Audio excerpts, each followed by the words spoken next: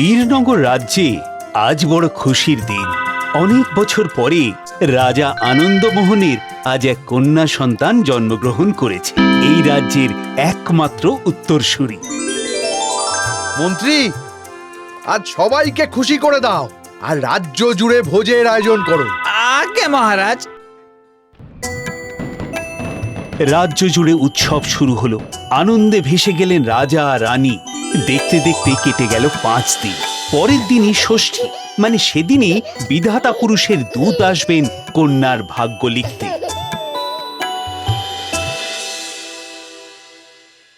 আমার একমাত্র কন্যার কপালে আমি এমন কিছু লিখতে দেব না যাতে আমার কন্যা কষ্ট পায়। পথ ছাড়ুন রাজন, আমাকে ভিতরে ঢুকতে দিন। বেশ, কিন্তু দোহাই আপনাকে, আমার কন্যার কপালে মন্দ কিছু লিখবেন না। মহারাজ, আমাকে ক্ষমা করবেন, আমি নিমিত্ত মাত্র। আমি ভাগ্য লিখি না, লেখেন বিধাতা। বিধাতার দূতের ভাগ্যলিপি লিখে বাইরে আসতেই রাজা উদ্গ্রীব হয়ে জানতে চান, কি লিখলেন? আমায় মার্জনা করবেন রাজন, মরে গেলেও আমি বিধাতার লিখন ব্যক্ত করতে পারবো না মহারাজ। বেশ, অন্তত এটুকু বলুন, আমার কন্যা সুখে শান্তিতে থাকবে তো? ভালো পাত্রের সঙ্গে বিবাহ হবে তো? আমি এইটুকু শুধু বলতে পারি, বিবাহের আগে এক সব দেহের সঙ্গে একাকী কাল কাটাতে হবে রাজকন্যাকে। কি নিষ্ঠুর বিধাতা!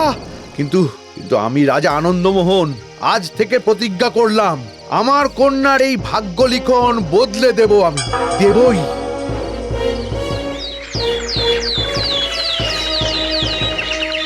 আমার আদরের দুলালি, একটু হাসো তো দেখি মা।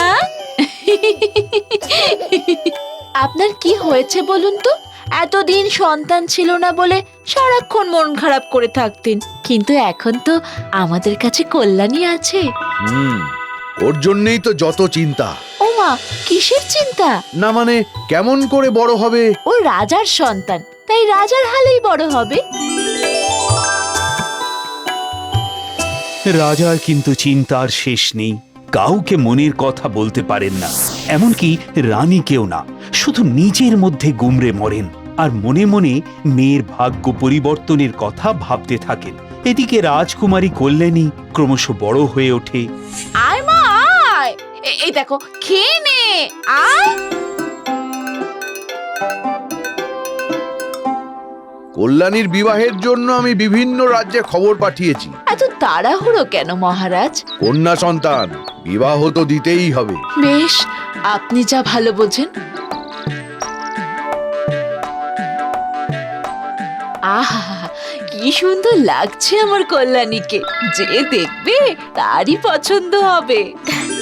মা, কিন্তু বিধাতার লিখন কিনা জানা নেই, নানা কারণে কোনো না কোনো ভাবে কোনো সম্বন্ধই শেষ পর্যন্ত বিয়ের পরিণতি পায় না। একদিন রাজা স্থির করেন, রানী, আমি একটি গুরুত্বপূর্ণ সিদ্ধান্ত নিয়েছি। আমি কল্যাণীকে নিয়ে ছদ্মবেশে দেশ ভ্রমণে যাব। ভালো কথা, কিন্তু ছদ্মবেশ কেন? ইচ্ছে মতো বন জঙ্গল নদী পাহাড় ঘুরবো তাই। এই কদিন তোমার হাতেই থাকবে রাজ্য শাসনের ভার। বেশ, তাই হবে।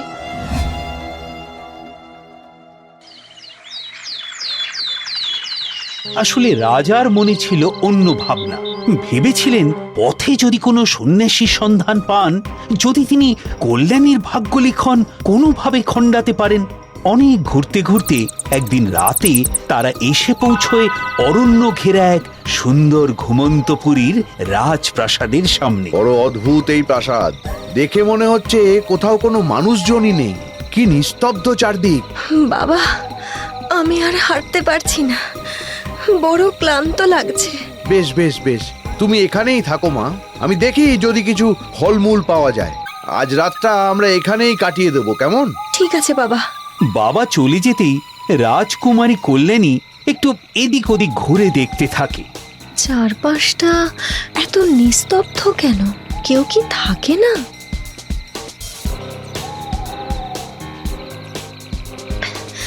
জল তেষ্টাও পেয়েছে, একটু জলও যদি পাওয়া যেত। কেউ আছেন? শুনছেন? বলছি কেউ আছেন? কি অদ্ভুত জায়গা। ওই তো একটা দরজা, একটু ঠেলা দিয়ে দেখি তো।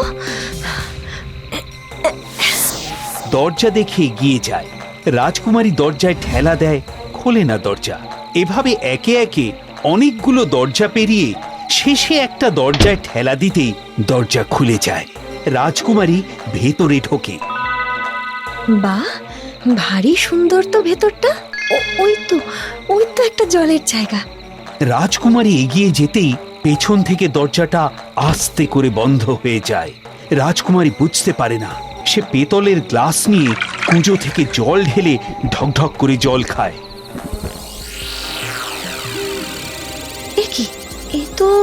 এ তো এক সুদর্শন যুবক, মনে হয় এদেশের রাজকুমার। কিন্তু উনি কি ঘুমোচ্ছেন? নইলে আমি যে এসেছি বুঝলেন না কেন? শুনছেন উত্তর দিচ্ছেন না কেন? তাহলে কি মারা গেছেন? কল্যাণী, মা কল্যাণী, তুমি কোথায়? এই তো বাবা, আমি এখানে, এই ঘরের মধ্যে।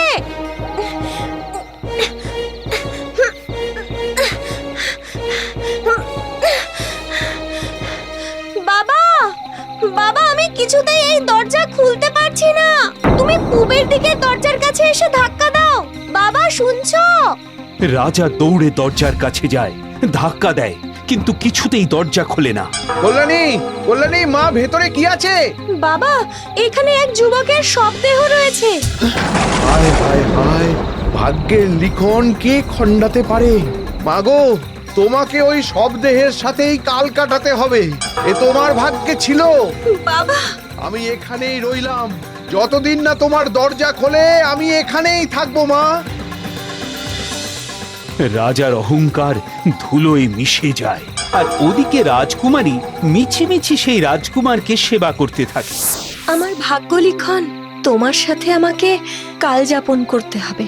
বেশ, তবে তাই হোক। এ কি, ইনি তো বেঁচে আছেন, শ্বাস নিচ্ছেন।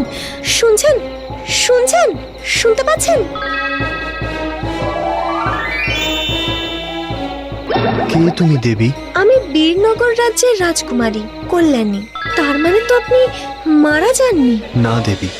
এ কি, আরো মানুষের শব্দ শুনতে পাচ্ছি। হ্যাঁ, এতকাল সবাই ঘুমোচ্ছিল, আজ তারা জেগে উঠেছে। এ কিভাবে সম্ভব? অভিশাপ লেগেছিল আমাদের রাজ্যে। কি অভিশাপ, আর কেনই বা লেগেছিল? ভাগ্যের লিখন। একবার আমি পায়ে হেঁটে শিকারে যাচ্ছিলাম। অন্ধকার রাতে যখন ফিরছি, তখন গাছতলায় একজন সাধু ঘুমোচ্ছিলেন। আমার পা লেগে ওনার ঘুম ভেঙে যায়। উনি ক্ষিপ্ত হয়ে আমাকে অভিশাপ দেন যে আমি ও আমার সঙ্গে সঙ্গে সমস্ত রাজ্যবাসী সবাই ঘুমিয়ে থাকবে, যতদিন না তোমার মতো কেউ এসে আমার ঘুম ভাঙায় ততদিন। বুঝেছি, একেই বলে ভাগ্য লিখন। আমার বাবা আমার জন্য বাইরে অপেক্ষা করছেন। চলুন দেবী, তার সঙ্গে সাক্ষাৎ করি। বাবা,